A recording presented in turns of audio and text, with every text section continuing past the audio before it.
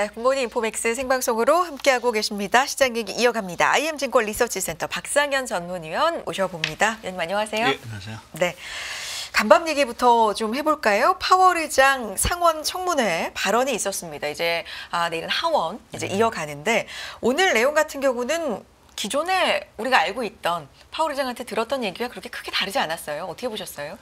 예, 뭐 일단 파월 의장이 이제 뉴스의 중심에서 트럼프 대통령이 밀리고 있는 듯한 뉘앙스가 좀 느껴졌고요. 우리가 한동안은 파월 의장에 굉장히 초점을 맞췄었는데 이제 온통 뉴스가 트럼프 대통령이에요. 뭐 그러한 관점에서 이제 파월 의장의 증언 자체가 시장에 그렇게 큰 이슈를 끌지 못한. 물론 이제 원칙적인 원론적인 어떤 얘기를 했다라는 부분은 중요하지만 지금 시장의 관심 자체는 결국 트럼프 전 대통령의 어떠한 관세 정책 또 어떠한 정책을 해서 그것이 물가에 어떻게 영향을 미칠지를 지켜볼 수밖에 없는 시점이라는 부분에서 파월 의장은 뭐 그러한 관점에서 얘기를 했고요.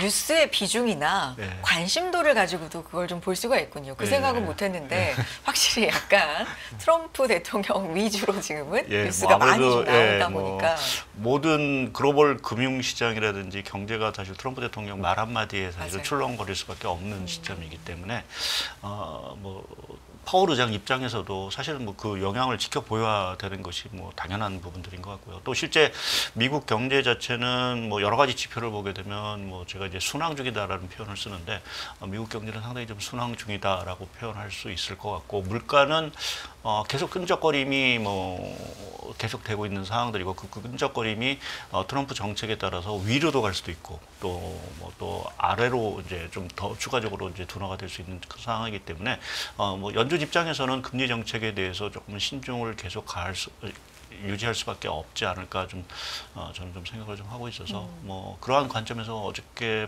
오늘 새벽에 발언을 한 것 같고 미 연준의 그 금리 동결 기조 자체도 뭐 그렇게 보면 3월, 5월까지도 사실은 좀 이어질 여지가 상당히 좀 크다라고 좀 봐야 될 것 같습니다. 최근에 보면 한 번 어떤 곳은 안 할 수도 있다 인하를 이렇게 나오고 있는데 이것도 일면 타당한 부분이 있다고 보시는 거예요? 위원님 어떻게 보십니까? 예, 뭐 트럼프 정책에 달린 부분들인 것 같고요. 근데 저는 뭐 결론적으로 말씀드려서 두 번은 여전히 유효하지 않을까 좀 생각을 하고 있고요. 저희가 뭐 트럼프 정책, 그 관세 정책이 뭐 지금 이제 어찌 보면 지금 이제 시동을 걸기 시작하고 이제 본격화되는 상황들이긴 하지만 생각보다는 사실은 그렇게 시장이 느끼는 뭐 학습 효과도 있고 하고 또 이제 실제 그 선거 기간 동안 얘기했던 것보다는 상당히 조금은 더딘 또 유연한 어떤 관세 정책을 사실은 좀 추진을 하고 있는 부분들이어서 물가에 주는 충격 자체가 상당 부분 뭐 우려보다는 좀 약화될 수 있다. 이제 그러한 것들이 확인되는 시점 자체가 뭐 아무래도 3, 4, 5월 정도라고 하면 6월 정도의 금리 인하 가능성을 사실 저는 열어두고 있는 상황들이고요. 하반기 뭐 상황에 따라서는 더 한 차례 정도 더 추가적인 금리 인하에 나서지 않을까라는 생각을 좀 하고 있어서 뭐 금리 인상 가능성은 뭐 여전히 가능성은 좀 낮아 보이고요.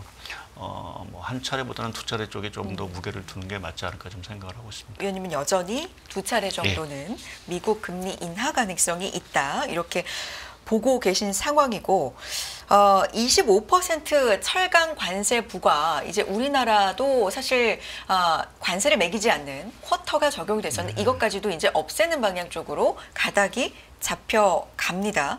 사실 이 관세 얘기 전에도 철강업계는 상당히 어려움을 겪었었거든요. 제가 뭐 다큐멘터리 이런 거를 좀 봐도 그 현장의 얘기를 들어보면 정말 중국 얘기가 상당히 많이 나왔습니다. 중국의 저가 물량 공세로 정말 뭐 중소업체들 같은 경우는 그냥 문 닫기 일보 직전이다 이런 목소리들이 정말 상당히 많았었는데 지금 25% 철강 관세 부과 쿼터도 사라진다 이렇게 나오면 영향이 진짜 직접적이지 않을까 이런 걱정도 좀 들거든요. 어떻게 보셨어요?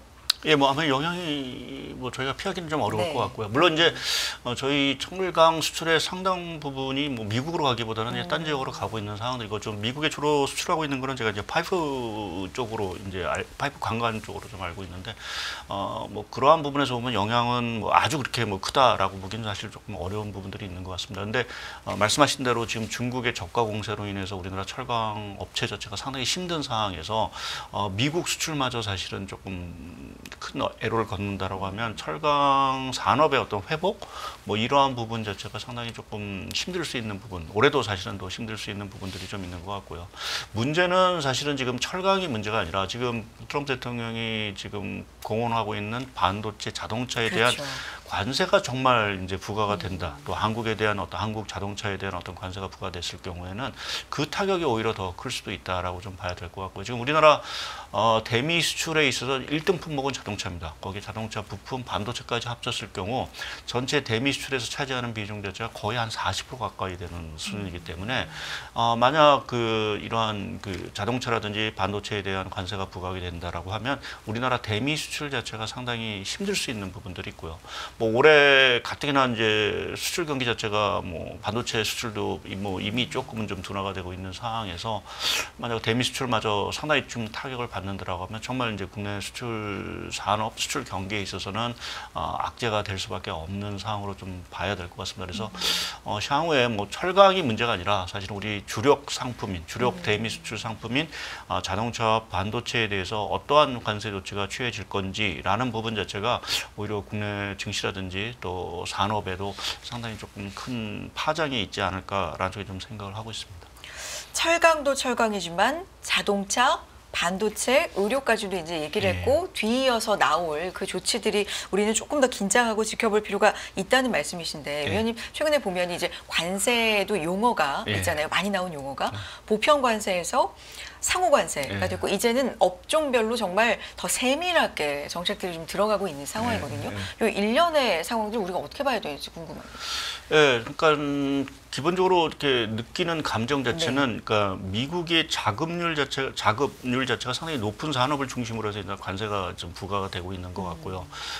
그것이 이제 기본적으로 철강이라든지 뭐 이러한 쪽에 아무래도 뭐 미국에도 사실은 대형 USST라든지 뭐 이러한 철강업체가 있기 때문에 자국 제조업 산업을 보호하기 위한 정책 자체가 상당히 좀 강화되고 있는 상황들인 것 같고 이게 말씀하신 대로 이제 보편적 관세 또 중국에 대한 어떤 60% 관세가 당장 시행되지 않는 부분에 있어서는 트럼프 대통령 입장에서도 지금 미국 경제가 직면한 여러 가지 리스크들 특히 이제 물가 리스크 또 공급망에 대한 리스크 자체를 뭐 무시할 수는 없을 거로 좀 보고 있습니다. 뭐 지금 파월 의장 자체도 지금 오늘 증언에서 이제 그 트럼프 정책의 불확실성을 여전히 좀 지켜보겠다라는 어떤 뉘앙스로 얘기를 한 것 같은데요. 결국 뭐 무차별하게 사실은 관세가 부과가 됐을 때는 당연히 미국의 물가 압력을 다시 높일 수 있는 부분들이고 그렇게 됐을 때는 미국 경제에 상당히 타격. 아무리 뭐 무역 수지 적자를 줄인다라고 하지만 그건 한계가 사실은 있는 거고 오히려 좀 부작용 자체가 상당히 좀 클 수 있다라는 부분에서 조금 자국 경제에 큰 해가 미치지 않는 수준에서 단계 지금 관세 정책을 사실 좀 추진하고 있는 부분들이 아닌가 좀 생각을 하고 있고요. 그래서 자동차에 대한 관세 정책 자체가 이게 정말 실시될 건지 그거는 특히 이제 뭐 멕시코라든지 이러한 관세 정책 자체가 지금 한 달 유예가 됐는데 아무래도 이제 공급망이라는 차원에서 보게 되면 아무래도 미국 자동차 업체들이 이제 멕시코라든지 이러한 쪽에 생산 기지라든지 부품 자체를 많이 조달을 하고 있는 상황들이기 때문에 섣불리 그것을 관세를 매기기는 쉽지는 않을 거로 좀 보고 있고요. 근데 자동차, 반도체, 뭐 의료 다음 이제 타겟이 될 수 있다 얘기하면서 특히 자동차가 굉장히 중요하다라고 좀 강조를 한 부분이 있기 때문에 그래서 이제 그렇게 보면 이제 완성차 위주로 뭐 이렇게 조금 뭐 멕시코라든지 캐나다 쪽은 오히려 좀 관세 자체를 조금 더 뒤로 좀 지연시키거나 뭐 이런 식으로 하고 상호주의 법에서 뭐 자동차를 우리가 미국에 많이 팔고 있으니까 그러한 측면에서 조금 이러한 좀 표적 비슷하게 좀 관세 정책을 사실은 추진을 할 수도 있지 않을까라는 생각은 하고 있습니다. 네. 그렇군요. 2025년 시작하면서 그리고 2024년 이제 마무리하면서 올해를 얘기할 때 미국 예외주의 얘기를 하셨거든요. 지금 한 2달도 채 안 됐죠. 1월, 2월 좀 지나가면서 결과적으로 어떻게 되고 있는 겁니까? 뭐 예상이 약간은 조금 뭐 판도가 좀 달라지고 아직 크게 뭐 변한 부분들은 아니긴 하지만 예상과 일치하는 것과 좀 달라졌다는 게 뭐 어떤 미국 거예요? 경제가 여전히 순항하고 있다라는 부분 자체는 예상대로. 예상됐던 부분들이고 뭐 증시라는 측면에서 저희가 보게 되면 우려와는 달리 지금 유럽 증시도 상당히 지금 뭐 어제 기준으로 보게 되면 독일 증시도 그렇고 대충 한 10% 이상 뭐 상당히 큰 폭으로 벌써 두 달도 안 됐는데 10%가 올랐고 좀 중화권 증시 같은 경우도 보게 되면 뭐 상하이 증시는 보합권이긴 하지만 지금 중국 항생이라든지 H지수 뭐, 예, 한 10% 거기 역시도 한 8, 9% 정도.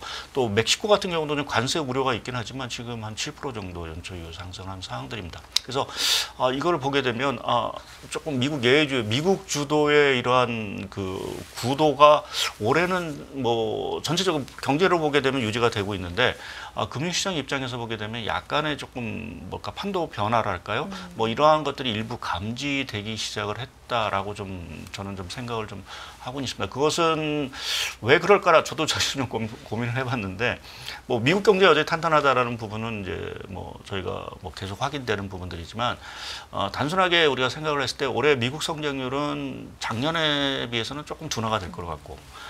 반면에 유럽이라든지 이러한 쪽 경제 자체는 작년에 비해서 올해 그래도 조금 나아지지 않을까라는 어떤 기대감이 기본적으로 좀 작용하고 있는 것 같고요. 안 좋지만 조금은 나아질 것이다. 뭐 이런 거네요. 그리고 정책적인 측면에서 뭐 좀 연준은 그러니까 미국은 금리 동결 분위기로 가고 있지만 뭐 20이라든지 영란은행 캐나다라든지 뭐 최근에 멕시코도 뭐 50bp 금리 얘기는 하는데 나머지 국가들은 대부분 다 경기 부양 쪽에서의 금리 정책들을 추진하고 있다. 소위 이제 리프레이션 정책 자체가 상당히 강화되고 있다라는 부분 자체도 인하를 한다는 거죠. 예, 금리를. 금리 인하를 하면서 이제 경기를 계속해서 부양시키고 있으니까요. 또 중국 같은 경우도 뭐 이구화 신정책에서 스마트폰에 대한 보급률도 주고 하면서 이제 내수 진작에 좀 나서는 부분들 뭐 이러한 것들이 좀 정책적인 부분에서 그러면은 이쪽이 조금 더 경기가 나아지거나 뭐 유동성이 좋아질 것 같아서 미국보다는 다른 지역의 어떤 주가 상승률 자체가 상당히 조금 이제 좋은 부분들이 하나 있는 것 같고요. 그리고 하나 이제 제가 눈여겨보는 게 이 딥시크와 관련된 충격입니다. 네.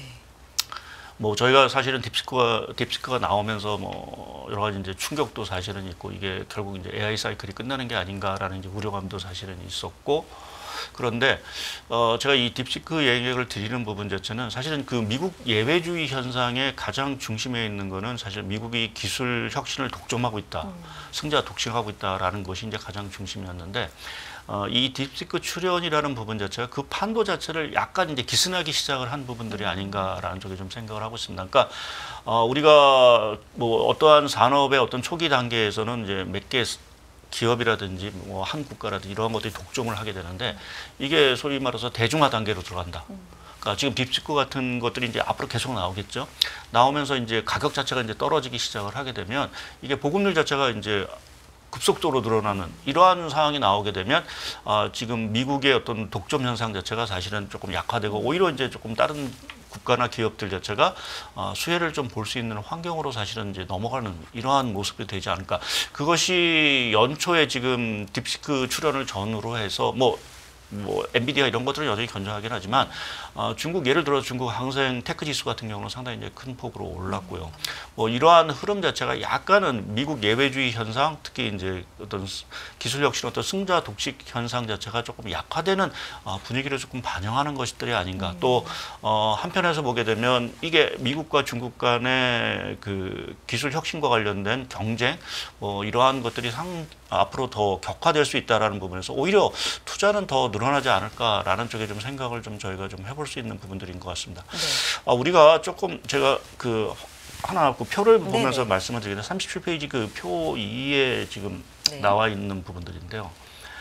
이 표는 지금 미국과 한국의 그 주요 기술 부분에 있어서 기술 격차를 보여주는 거고 또 미국과 중국 간의 기술 격차를 보여주는 이제 표인데 미국과 한국, 미국과 중국. 예. 근데 저희가 주목한 이 붉은색으로 표현된 인공지능과 양자 부분을 보게 되면 미국과 중국 간의 기술 격차라는 게 거의 뭐 없거나 아주 그 소폭의 기술 격차를 사실은 유지를 하고 있는 상황들입니다. 그러니까 이 얘기는 결국 중국이 엄청난 투자, 그 옆에 R&D 투자도 보이긴 하지만 중국이 지금 R&D와 관련돼서 GDP의 거의 2.7%를 쏟아붓고 있는 이러한 상황들이 지금 미국과의 기술 경쟁에서의 격차를 상당히 줄여 또는 어떻게 되면 동등한 위치까지도 사실은 좀 올려놓고 있는 상황들이기 때문에 미국 입장 또 미국 기업 입장에서도 보게 되면 결국 투자를 더 늘려가면서 이러한 어떤 격차를 계속 유지를 하려고 하는 것들이 좀 저는 있을 거로 좀 보고 있기 때문에 딥시크의 출현이라는 부분 자체가 우리가 뭐 이게 뭐 AI 사이클이 끝났다라는 어떤 뭐 그것보다는 오히려 이제부터 본격적인 경쟁이 시작이 됐고 또 그 경쟁의 어떤 그 과실들 자체는 그동안 이제 미국 기업만 이제 독점을 했었는데 그게 조금씩은 이제 누출된다. 다른 나라 기업이나 이러한 쪽이 좀 찾아가기 시작을 한 이러한 어떤 시작이 아닐까라는 부분에서 뭐 제 입장에서 좀 긍정적으로 좀 바라볼 필요가 있다라는 쪽에서 미국의 예외주의 현상 자체도 그러한 측면에서 당초 예상했던 것보다는 조금은 좀 올해 약화되는 이것이 아마 증시에도 조금은 올해 미국 증시가 다른 나라 증시에 비해서 조금 이제 상승폭이 좀 낮은 수준을 좀 가고 있는 뭐 이러한 이유가 아닌가라는 쪽에 좀 생각을 해봤습니다. 그렇군요. 그러니까 딥시크에 대해서는 사실 여러 가지 이야기들, 뭐 기술적으로는 여러 가지 이야기들이 견해들이 많이 있지만 어쨌든 쇼크라고 불릴 만큼 전 세계에 좀 큰 파장을 일으켰던 건 사실이잖아요. 지금도 맞습니다. 그렇고. 그래서 뭐 미국 말씀드린 미국 뭐 엔비디아라든지 이러한 쪽이 상당한 기간 이제 그 독식을 할 거로 생각을 했지만 그것이 사실은 조금 뭐 순식간에 좀 따라온 부분들이 좀 있어서 뭐 그러한 부분에서는 충격이긴 하지만 뭐 말씀드린 대로 저희가 그 전기차 같은 경우는 이제 캐즘 현상이라고 수요가 사실은 둔화가 되면서 사실은 이렇게 힘을 못 받는 이러한 현상이 나왔는데 그러한 관점에서 보면 이제 딥시크가 출연을 했고 이제 이제 계속해서 다른 나라에서 또 나오겠죠. 뭐 관련해서 뭐 저가의 어떤 그런 AI 이런 모델들 자체가 이제 그렇게 나오면 이제 소위 AI와 관련돼서는 캐즘 현상 을 빨리 극복할 수도 있겠다. 이제 그러한 관점에서 보면은 이게 전 세계적으로 이러한 그 기술, 그 AI와 관련된 이 사이클 자체가 생각보다는 좀 강한 어떤 흐름을 좀 갈 수 있는 그러한 어떤 시그널을 좀 준 것이 아닌가라는 쪽에서 저는 말씀드리기 좀 긍정적으로 좀 해석을 하고 있습니다. 그러면 앞서서 의원님께서 중국 증시의 최근에 선전 이런 부분에 있어서 이구환신이라든지 뭐 이런 부양 이런 것도 말씀해 주셨지만 딥시크도 영향이 좀 있었던 겁니다. 예, 아무래도 지금 중화권 증시를 보면 상하이 증시는 사실은 거의 보합권입니다. 근데 이제 좀 많이 오른 거는 H 지수 또 항생 테크 지수. 그러니까 아무래도 또 BYD 좀 늘어났지만 이제 중국 전기차가 워낙 생산 자체가 늘어나니까 사실은 지금 모멘텀이 있는 쪽에서는 그러니까 지난해 같은 경우나 지지난해 같은 경우는 중국 증시를 아예 쳐다보지도 않았다라고 보면 지금은 업종별로 약간은 좀 차별화해서 좀 접근을 하고 있는 부분들이 아닌가라는 것이 제가 말씀드린 대로 조금 이제 뭐 그렇다고 해서 중국 경제를 좋게 보고 뭐 중국 증시에 대해서 낙관을 펴는 그러한 것이 아니라 최근 증시 상승 상승을 보게 되면 일부 업종을 중심으로 해서 그러한 움직임들이 좀 나오고 있다라는 것이 좀 판도 변화 부분을 조금 시사하는 것이 아닌가라고 좀 생각을 하고 또 유럽 증시 자체도 사실은 이렇게 강한 모습을 보이는 것이 관세 리스크에도 불구하고 그런 것들은 이전에 뭐 학습 효과도 분명히 있긴 하지만 유럽 내 여러 가지 이제 그 정책 변화라든지 또 경기 회복에 대한 모습들 뭐 이러한 것들이 조금 반영되는 것들로 봐야 되겠다. 그래서 말씀하신 그 지난해 이제 연말에 저희가 전망 자료를 내면서 뭐 미국 주도 미국 경제, 미국 금융시장 주도의 어떤 모습이 올해도 상당 기간 이어질 거라고 생각을 했는데 그 구도가 약간은 조금 이제 제 예상보다는 조금은 좀 약화되고 있다라고 좀 평가를 할 수 있을 것 같습니다. 미국 경제가 뭐 무너지거나 균열이 있거나 아주 망가지거나 이런 건 아니지만 여전히 견조함을 나타내지만 증시나 금융시장의 반응 면에서 보면 딥시크의 출현 어떤 이런 걸로 인해서 전반적으로 지수 상승 이런 것에는 조금 생각보다는 정체라든지 상승폭이 좀 적을 수도 있겠다. 그렇죠. 그러니까 미국 증시, 미국 경제가 흔들리면 사실은 전 세계 증시가 좋을 수는 없습니다. 그런데 미국이 기본적으로 이렇게 안정적인 성장을 계속해서 유지를 해준다라는 부분 또 이제 기술 혁신과 관련돼서 여러 가지 이제 뭐 투자라든지 이런 것들이 뭐 빅테크도 올해 뭐 상당히 투자를 늘리겠다라고 얘기를 하는 것들 자체가 기본적으로 뭐 전 세계 경제라든지 증시에 있어서 긍정적인 영향을 미치고 또 그것이 어떻게 보면 트럼프 정책의 관세 불확실성 자체를 일부 상쇄시켜주는 효과도 분명히 있다라고 좀 저희가 좀 봐야 될 수 있어서 미국 경제의 순환 또 미국 경제의 이러한 그 AI와 관련된 기술 혁신 사이클에 모멘텀이 유지가 되고 있다라는 부분 자체는 뭐 미국에도 긍정적이긴 하지만 전 세계적으로 봤을 때는 반드시 필요한 부분들이 아닌가 좀 생각을 하고 있습니다. 우리 증시도 연초부터 해서는 그래도 글로벌 증시 순위에서도 그렇고 뭐 코스닥도 그렇고요.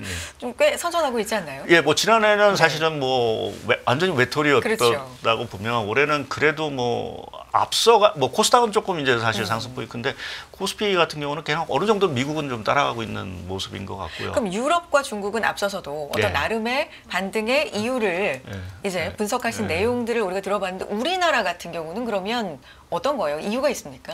일단 저가 메리트가 일단 좀 있는 것 같고요. 그런데 달러 환산 기준으로 보게 되면 우리나라 코스피 지수 자체가 상당히 이제 좀 저평가됐다라는 부분들이 하나 있는 부분들인 것 같고. 작년 연말 중심에서 좀 많이 빠졌다. 네.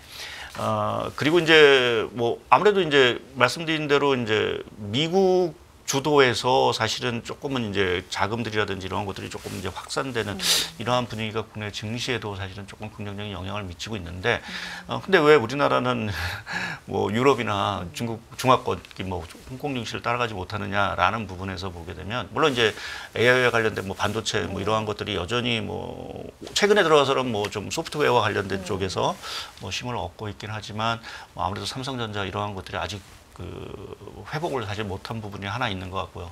두 번째 부분 자체는 내수 경기입니다. 그러니까 우리나라에 있어서 가장 취약점. 어제도 이제 KDI가 성장률을 올해 성장률 1.6%로 하향 조정한 가장 뭐 주된 요인은 내수 경기 부분들이거든요.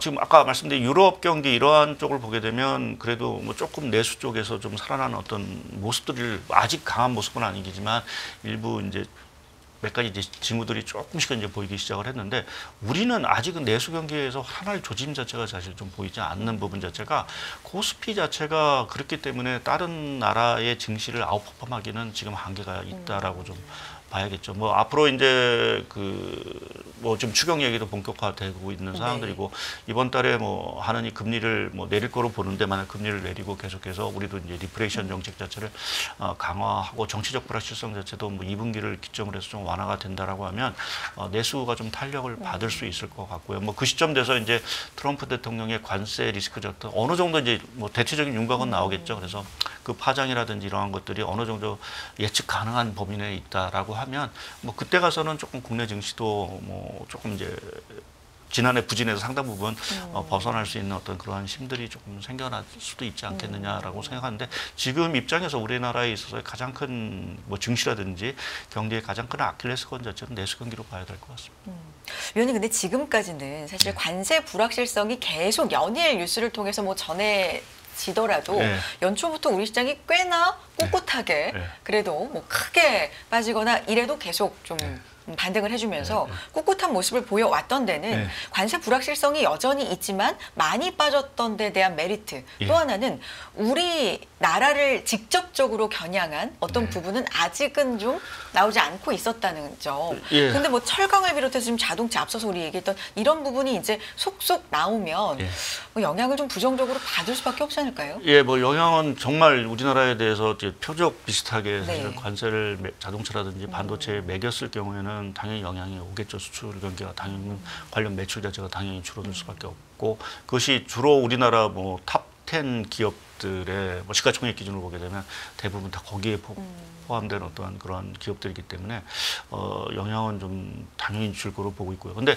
지금 이제 트럼프 대통령이 취임 이후 지금까지 이제 한 달 정도가 좀 이제 지나는 과정에서 관세 정책을 보게 되면 말은 많았습니다.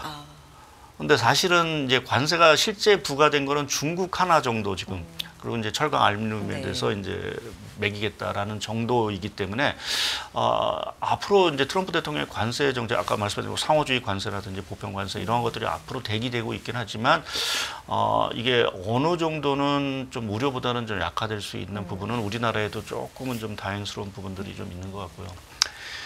그리고 이제 그 관세와 관련돼서 또 이것도 조금 이제 또 좀 반대의 시각에서 좀 바라보면 미국이 무역 수지 적자를 줄인다고 하지만 무역 수지 적자를 줄이는 데는 한계가 있습니다. 미국이 뭐 여러 가지 지금 신기술이나 이런 쪽에 투자를 많이 하지만 그렇다고 해서 미국이 뭐 저가형 이러한 어떤 제품들을 생산하기 사실은 한계가 있는 거고요.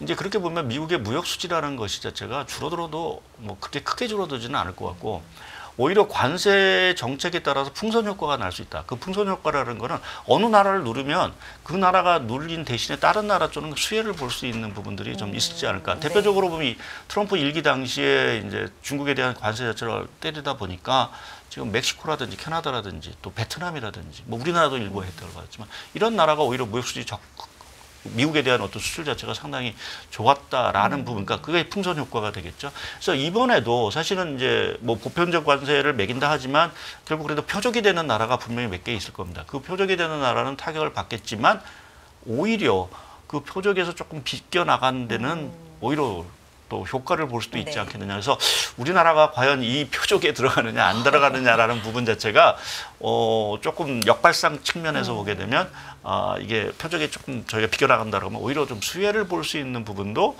저희가 염두에 둬야 되는 부분들이 아닐까. 저는 미국의 무역 수지 적자라는 것이 미국 경제가 좋으면 이거는 추세적으로 늘어나는 어떤 흐름이지 관세를 한다고 해서 뭐 미국이 화장지를 생산하거나 이렇지는 않을 거거든요. 그래서 그러한 측면에서 뭐 미국의 무역 수지는 어느 정도는 계속 뭐 현 레벨에서 유지가 된다라고 하더라도 뭔가 이제 어느 날 계속 수입을 해야 되는 거니까 그러니까 그러한 부분에서 우리가 관세 정책을 피할 수 있는 이러한 것들이 필요할 것 같고 뭐 일본 같은 경우는 이제 그러한 측면에서 보면 잘하고 있다고 봐야겠죠. 뭐 대통령 취임하자마자 뭐 총리가 가서 면담을 하고 뭐 어떻게 보면은 이제 화답 뭐 선물 비슷하게 왕창 투자를 하겠다라고 하면서 금빛 투구였나요? 네. 예. 그래서 그러한 어떤 것들이 좀 뭐 트럼프 행정부 시대에는 사실은 좀 필요한 부분들이 아닌가. 그러니까 뭐 트럼프 대통령 협상의 기술을 거래 기술을 얘기하지만 우리도 좀 거래 기술을 좀 발휘할 시기가 아닌가 좀 보고 있습니다. 최근에 전반적인 또 시장 상황 중에서 금 얘기를 우리가 참 많이 하거든요. 사상 최고치 수준에서 계속 머물러 있는 상황. 뭐 달러와 엔화, 금, 우리가 비트코인도 좀 얘기하는데 전반적인 상황 볼 때 안전자산 쪽으로 돈이 좀 몰리나 이런 상황으로도 해석은 물음표는 좀 달리는 상황인데 그렇다고 증시가 많이 빠지고 있는 것도 아니고요. 어떻게 봐야 될까요, 이 상황은? 그러니까 전세 유동성이 여전히 많다라는 부분으로 해석을 해야 될 것 같습니다. 물론 불확실성도 많죠. 그러니까 말씀하신 비트코인 가격도 최근에 뭐 조정은 좀 받긴 했지만 사실은 뭐 그렇게 우려할 정도로 조정을 받은 사항들은 아닌 것 같고요. 또 말씀하신 금 가격 역시도 지금 온수당 거의 3,000불 가까이 이제 뭐 2,900불 넘었다 조금 조정을 받는데 대부분의 뭐 지금 전망 자체가 올해 뭐 온수당 3,000불 넘는 거는 뭐 기정사실로 받아들이고 있는 상황들이고 그럼 금이 왜 이렇게 좋을까라는 부분에서 생각해 보면 그 뭐 불확실성 리스크 자체 관세 리스크도 있어서 지금 전 세계 중앙은행들 자체가 3년 연속 지금 금을 보유량을 늘리고 있는 상황들이고요. 뭐 올해도 사실은 늘릴 가능성이 상당히 있다라고 봐야 될 것 같고, 또 이제 말씀드린 유동성, 그러니까 금리 인하라든지 이러한 것들이 계속된다라고 하면 금에 대한 어떤 가치 자체는 계속 부각될 수밖에 없는 부분들이어서. 뭐 금에 대한 어떤 시세, 금 가격 자체는 뭐 안전 자산으로서의 어떤 유용성도 있는 것 같고 또 한편에서 보면 또 위험 자산으로서의 어떤 성격도 사실은 좀 갖고 있어서 올해 금 투자에 대해서 뭐 작년이 워낙 많이 올랐기 때문에 올해도 작년만큼 오르겠느냐라는 어떤 부분도 있긴 하지만 상당히 안전한 자산일 수 있다. 투자에 있어서 안전적인 자산. 수익을 좀 얻을 수 있는 그러한 어떤 자산의 역할 자체를 상당 부분 할 수 있지 않을까 좀 생각을 하고 있고요. 또 좀 중장기적으로 보면 사실은 금 가격이 오르는 또 아까 중앙은행들 자체가 금 수요를 왜 그렇게 늘리느냐라는 부분에서 보면 지금 달러에 대해서 좀 아무래도 좀 강세이긴 하지만 우리가 연초에 지금 미국의 국채 금리가 많이 오른 이유 중에 하나가 이 재정 수지 적자라든지 정부 부채 자체가 여전히 많기 때문에 달러에 대한 어떤 미국채에 대한 리스크 자체를 상당히 좀 생각을 하고 있는 부분들인 것 같고요. 그렇게 보면 이제 금도 중장기적으로 달러가 뭐 언제일지 모르겠지만 이게 조금 흔들릴 수도 있다라는 어떤 방어적인 차원에서도 금 수요를 계속해서 늘려갈 수 있는 이 상황으로 보게 되면 뭐 금은 뭐 저도 사실 이 정도까지는 상당히 조금 안전적인 자산의 역할 자체를 꾸준히 할 수도 있겠다. 그것이 뭐 비트코인이 올라가든 뭐든 뭐 그와는 상관없이 이거는 또 다른 어떤 수요의 영역이 아닐까 좀 생각을 하고 있습니다. 알겠습니다. 위원님이 이제 리플레이션 강화 얘기를 또 해주신 부분이 보고서에도 있어서 이 얘기 좀 간단하게 짚어줘요. 리플레이션 정책이라는 게 뭐고 이게 왜 강화될 거라고 보시는 거예요? 논리 좀 들어볼까요? 예, 리플레이션 정책은 사실은 이제 경기 부양책으로 보니까 뭐 물가를 결국 자극하는 정책일 수도 있겠죠. 근데 결국 이제 기본적인 부분 자체는 이제 경기 회복에 사실 초점을 둔 정책을 리플레이션 정책이라고 하는데 사실 뭐 미국이 지금 리플레이션 정책을 할 가능성이 금리 금리 인하라든지 이러한 쪽에 할 필요는 없는데 지금 다른 나라 대표적으로 유로, 중국, 우리나라도 마찬가지죠. 그렇죠. 이들 뭐 지금 미국을 제외한 국가들 입장에서는 사실은 지금 뭐 물가가 어느 정도는 지금 안정세를 좀 찾아가고 있는 상황들이고 그렇게 보면 지금 중요한 거는 경기 쪽에 초점을 맞춰서 정책을 강화할 수밖에 없는 부분들이 아닐까. 더구나 트럼프의 관세 정책에 대한 불확실성 자체가 상당히 크기 때문에 그것을 방어하기 위한 차원. 그러니까 그 대외 쪽에서의 어떤 성장 둔화 요인을 내부적으로도 이제 끌어올리기 위해서도 이제 정책이 필요한 부분들이고요. 그러한 관점에서 보게 되면 아까 말씀드린 대로 ECB, 유로, 뭐 캐나다, 뭐 호주도 이제 이번 달에 금리를 내릴 것 같은데 계속해서 이제 물가만 안정된다라고 하면 각국 정부는 성장을 부양하기 위해서 계속해서 금리 정책이라든지 또 다른 이제 뭐 재정 정책도 쓰겠죠. 대표적으로 중국이 이제 3월 달에 이제 전인대회를 앞두고 이제 양해를 앞두고 어떠한 이제 재정 부양책을 내놓을지가 사실 관건이긴 하지만 최근 1월 달에 이미 말씀드린 대로 뭐 작년에도 이구하신 정책이 올해 들어와서는 그 범위를 넓혀서 정말 스마트폰 이러한 쪽에도 이제 보조금을 주면서 이제 진작을 하고 있는 이러한 모습들을 보게 되면 이것이 결국 리플레이션 정책이 아닌가. 특히 이제 중국은 뭐 지금 생산자 물가가 여전히 지금 마이너스인 상태이고요. 이제 그렇게 보면 계속 그것을 뭐 부양하기 위해서더라도 결국 이러한 추가적인 금리나 또 재정 정책 이러한 것들을 강화할 수밖에. 우리나라 역시도 지금 뭐 금리, 재정 뭐 이러한 양쪽에서의 통화 정책 자체를 상당히 좀 강화할 수밖에 없는 그러한 여건이라는 것이 조금은 올해 상반기에 있어서 조금은 이제 미 연준의 어떤 금리 동결에도 불구하고 글로벌 경제라든 증시에 있어서 조금 기대되는 부분들이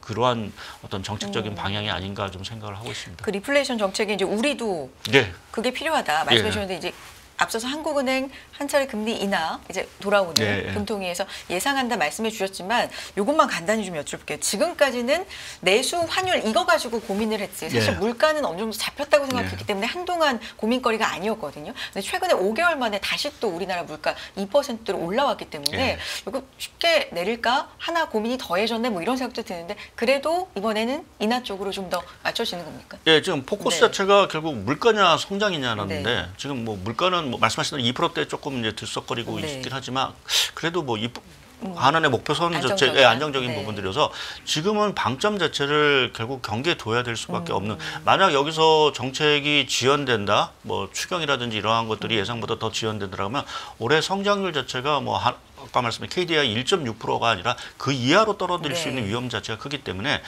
금통이 뭐 하는 입장에서도 보게 되면 일단 금리 인하 또 정부 입장에서도 추경을 서둘러서 사실은 추진할 수밖에 없는 상황으로 저는 생각하고 있습니다.